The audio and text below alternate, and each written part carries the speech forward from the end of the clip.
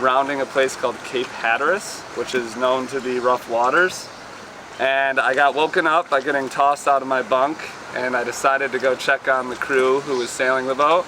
I came out on deck and I saw the sea state, probably 9-foot waves and 30 knots of wind.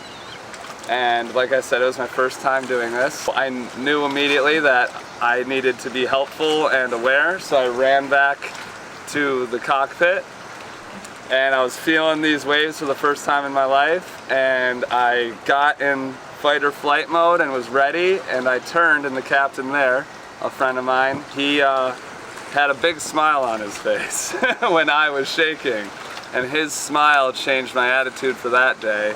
Can you believe our first video was just 5 months ago? In that short time, we've shared some incredible stories. Let's take a look at some of the highlights. Can you say hello? Okay. Can you look at the camera? She spent 8 months in the NICU and had 10 brain surgeries before we left. She had a pacemaker put in because she would stop breathing 8 times a day and need to be resuscitated. Mostly bass and pike. We also catch a lot of salmon. What did you catch today? Salmon. You did? You got a salmon? Yeah. How big was it? Like, how much? It was like this big. Wow. I hit a home run in a very important tournament, and then my next up at bat, I hit a grand slam, and we won that game because I hit a grand slam and got all the runs in. I'm Jeremiah Bachhaus from Umbrella Forge. You may recognize me from History Channel's Forged in Fire. I was on season 4, episode 23, the Viking edition.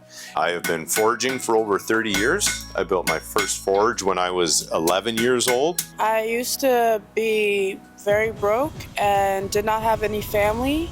And then my parents adopted me, takes care of all my 8 siblings and I. And all the there was scholarship money, but it was all used up, so I wasn't gonna go. But then found out that someone gave up their scholarship money, and then years later, as we were dating, I found out that he gave his money up so I could go. Wow. So we could hang out. Yeah, because he liked me. Liked? Yeah. Haven't used that word in a while. Yeah. Just want to thank God for being here. Almost lost my life. I'm in a place that's helping me get myself together right now, and I'm trying to stay on top of my game so I can do better in life. I am a breast cancer survivor. Oh. Yes. I was diagnosed with breast cancer on Valentine's Day. What a wonderful day. In 2024, life became a whirlwind. They put in my port for my chemo treatments. And once the chemo treatment started, as you are always told, you don't feel so hot when you go through chemo, and you do not. So we had no power, no communication whatsoever. It started to fill up and just continue to flood, and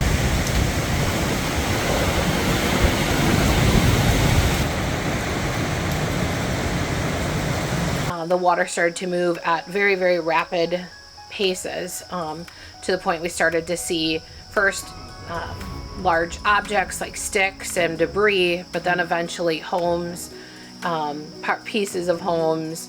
Propane tank was just bouncing around in this very fast moving water, almost like what you'd see on like ocean waves, and hit and just made this impact, and liquid and gas like blew up into the sky, probably 15 to 20 feet noticeably from a distance on the golf course, and that was quite shocking. When things were calmer for me, in a moment, my husband shouted out because he looked out and saw that the parking lot area started to fill up with water, and he ended up, saying like, we need to pray, and he was praying for safety and praying for protection. And within a few short minutes of that, a very loud explosion occurred, and stopped us in our tracks. He went running and looked out the window, and basically the mountainside across the street had collapsed, and rock came across the road to fill up our parking lot of our condo. The rock filled in and diverted the water from our parking lot, and really kind of protected us. Next year, we're bringing some even more amazing stories. Some of them you won't want to miss. We've got bigger stories, new surprises. Some I'm very excited about. A lot of people will say, that's cool, where'd you buy the kit? Well, it's not a kit.